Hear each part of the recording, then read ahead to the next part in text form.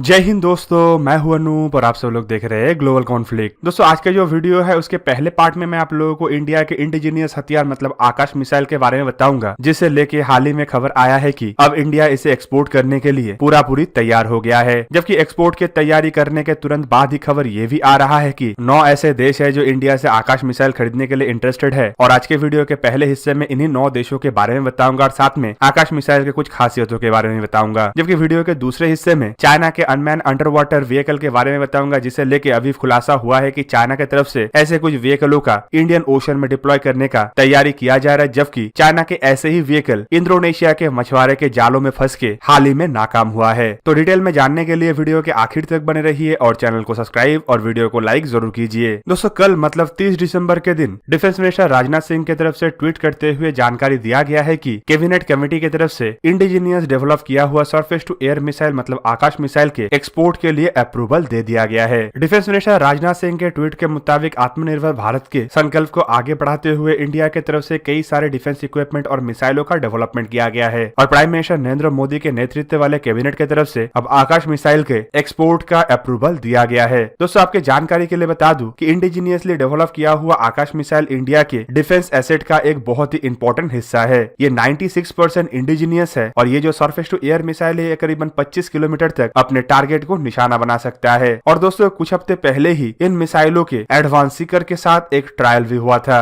दोस्तों डीआरडीओ की तरफ से बनाया हुआ ये सरफेस टू एयर मिसाइल किसी भी तरीके के हवाई खतरे से निपट सकता है, चाहे वो फाइटर एयरक्राफ्ट, ड्रोन या हेलीकॉप्टर हो या फिर क्रूज मिसाइल। आकाश मिसाइल अपने 25 किलोमीटर के रेंज के अंदर किसी भी टारगेट को तबाह करने का क्षमता रखता है। इवन दोस्तों आपके जानकारी के लिए बता दूं कि डीआरडीओ की तरफ से बनाया हुआ आकाश मिसाइल के एक्सपोर्ट वर्जन फिलहाल इंडियन आर्म फोर्सेज द्वारा इस्तेमाल किए जाने वाले वर्जन से थोड़ा अलग होगा। डिफेंस मिनिस्टर राजनाथ सिंह की तरफ से ये भी बताया गया है कि आकाश मिसाइल के एक्सपोर्ट के जो अप्रूवल है ये इंडिया का $5 बिलियन के डिफेंस एक्सपोर्ट के इरादा का भी एक हिस्सा है। और दोस्तों डिफेंस मिनिस्टर राजनाथ सिंह के मुताबिक आकाश मिसाइल के एक्सपोर्ट के अप्रूवल आने वाले समय में इंडिया के द्वारा बनाया हुआ और भी डिफेंस इक्विपमेंटों के एक्सपोर्ट के रास्ते को खोल देगा। एक तरफ जहां पे डिफेंस मिनिस्ट्री की तरफ से आकाश मिसाइल के एक्सपोर्ट के अप्रूवल के जानकारी दिया जा रहा है, तो वहीं पे हाल ही में एक खबर में बताया जा रहा है कि 9 दुनिया के ऐसे देश है जो भारत से आकाश मिसाइलों को खरीदने के लिए इंटरेस्टेड है। और दोस्तों इन देशों में प्रमुख देश एशियाई और दक्षिण अमेरिकी है। हाल ही में आप सब लोगों को पता ही होगा कि इंडिया अपने डिफेंस इक्विपमेंटों को एक्सपोर्ट करने के लिए हर तरीके का तैयारी कर रहा है और इंडिया को इस मामले में कई सारे जगहों में सफलताएं भी मिला है। इवन इंडिया द्वारा अपने खुद के बनाया हुआ टॉर्पेडो और डिफेंस स्पेयर पार्ट्स ऑलरेडी कई सारे देशों में बेचा जा रहा है। जबकि इंडिया की तरफ से रशिया के साथ ज्वाइंटली बनाया हुआ ब्रह्मोस मिसाइलों को लेके भी कई सारे देश इंटरेस्टेड है।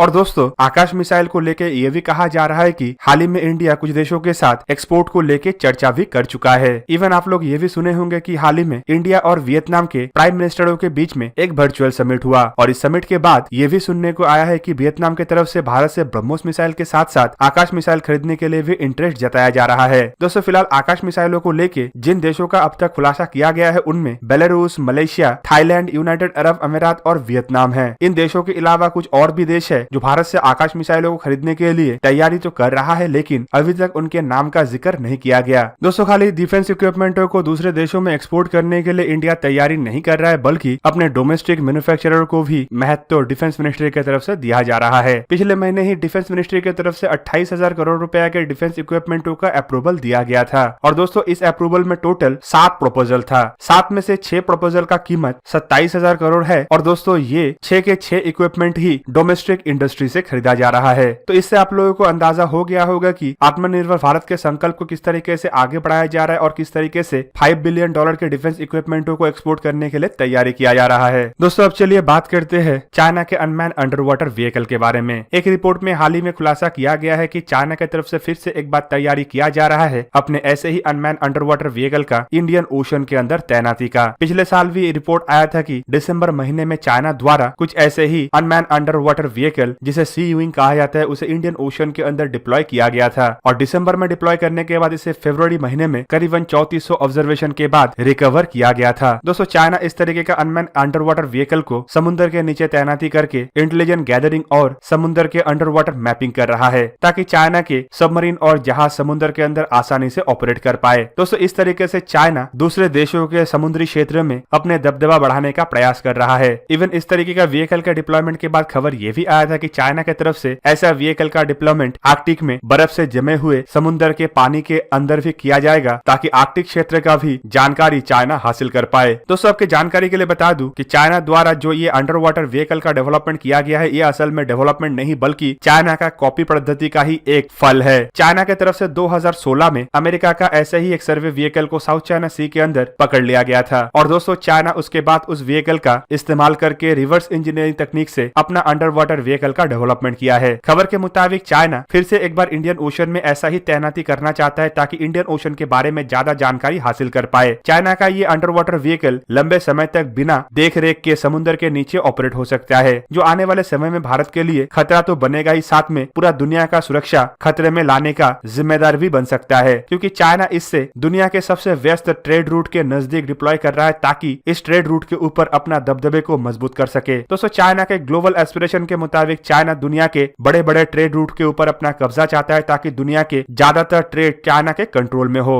और इस काम को अंजाम देने के लिए ऑलरेडी चाइना साउथ चाइना सी के 90% हिस्से के ऊपर अपना दावा ठोकता है और आर्टिफिशियल आइलैंडों का क्रिएशन करते हुए साउथ चाइना सी के व्यस्त ट्रेड रूट के नजदीक अपने नेवी का डिप्लॉयमेंट भी कर चुका है। और अब चाइना का नजर मलाक्का स्ट्रेट और इंडियन ओशन से गुजरने वाले ट्रेड रूट के ऊपर है। पर दोस्तों एक तरफ जहाँ पे चाइना अपने अंडर वाटर व्हीकल को लेकर इतना बढ़ चढ़ के बयानबाजी कर रहा है, तो वहीं पे दूसरी तरफ चाइना के ऐसे ही व्हीकल का कुछ फेलियर के बारे में भी हाल ही में खुलासा हुआ। इंडोनेशियन न्यूज एजेंसीज की तरफ से हाल ही में कुछ फोटो को जारी करते हुए एक रिपोर्ट को पब्लिश किया गया और रिपोर्ट में बताया गया कि इंडोनेशिया के पानी में एक मछुआरे के जाल में कुछ अंडर वाटर व्हीकल जैसे ऑब्जेक्ट को पकड़ा गया है और मछुआरे द्वारा पहले इस ऑब्जेक्ट को इंडोनेशियन पुलिस के हवाले किया गया और इंडोनेशियन पुलिस की तरफ से अब इसे इंडोनेशियन आर्म फोर्सेस के हवाले किया गया। टॉर्पेडो के जैसे दिखने वाला ये ऑब्जेक्ट का लंबाई करीबन 225 सेंटीमीटर है, जबकि इस 225 सेंटीमीटर के अंदर 18 सेंटीमीटर इसका टेल सेक्शन है और 93 सेंटीमीटर इसका रेयर एंटेना है। इस ऑब्जेक्ट के ऊपर कैमरा जैसे कुछ और भी इक्विपमेंट लगा हुआ है और 2 फिन्स भी है। दोस्तों इंडोनेशियन न्यूज एजेंसी की तरफ से जानकारी देते हुए ये भी कहा गया है कि ये जो ऑब्जेक्ट पकड़ा गया है, ये कई हद तक चाइना के अंडर वाटर व्हीकल सी विंग के तहत दिखता है। चाइना के सी विंग अंडर वाटर व्हीकल के पास जहाँ पे फ्यूल के द्वारा लंबे समय तक पानी के नीचे ऑपरेट होने का क्षमता है, वहीं पे इंडोनेशिया की तरफ से ये भी दावा किया जा रहा है कि ये जो ऑब्जेक्ट को पकड़ा गया है, इसके पास भी ऐसा ही क्षमता है। दोस्तों आपके जानकारी के लिए बता दूं कि चाइना खाली इंडियन ओशन में अपने अंडर वाटर व्हीकल का तैनाती नहीं कर रहा है, बल्कि साउथ चाइना सी के अंदर स्थित देशों के एक्सक्लूसिव इकोनॉमिक जोन के अंदर भी अपने इस तरीके के व्हीकल का तैनाती कर रहा है, ताकि उन देशों के एक्सक्लूसिव इकोनॉमिक जोन का भी अधिक से अधिक जानकारी हासिल किया जा पाए, ताकि चाइना अपने साउथ चाइना सी के कब्जे के रणनीति को आगे बढ़ा पाए। और अब दोस्तों इंडोनेशिया के पास जब चाइना के ये अंडर वाटर व्हीकल है, तो अब इंडोनेशिया के एलाई देशों को भी इंडोनेशिया के साथ बातचीत करके इसका जानकारी हासिल करना चाहिए, ताकि चाइना के इस तरीके के हरकतों को आने वाले समय में खाली काउंटर नहीं बल्कि इस तरीके से ध्वस्त किया जा पाए, ताकि चाइना ऐसा काम करने से पहले 100 बार सोचे। दोस्तों आपके जानकारी के लिए बता दूं कि चाइना जिस तरीके से अमेरिका से इन व्हीकलों को चोरी करके अपना व्हीकल का डेवलपमेंट किया है, वैसे ही चाइना के व्हीकल का इस्तेमाल करके ही इसका तोड़ निकालने के लिए इंडिया को भी तैयारी करना चाहिए। और खास करके जब चाइना के द्वारा इंडियन ओशन में ऐसे व्हीकल का डिप्लॉयमेंट का बात कहा जा रहा है, तो इंडिया को भी अब चौकन्ना रहना चाहिए और चाइना के ऐसे व्हीकलों के ऊपर बारीकी से नजर रखना चाहिए, ताकि इंडिया भी इसे काउंटर करने के लिए अपने तैयारी को फ्यूचर के लिए और मजबूत कर पाए। तो दोस्तों ये था आज का वीडियो। अगर आपको वीडियो अच्छा लगा तो इसे लाइक कीजिए और मेरे चैनल को सब्सक्राइब कीजिए और साथ में बना हुआ बेल आइकन को भी प्रेस कर दीजिए, ताकि आप मेरा वीडियो देख पाए सबसे पहले। जय हिंद।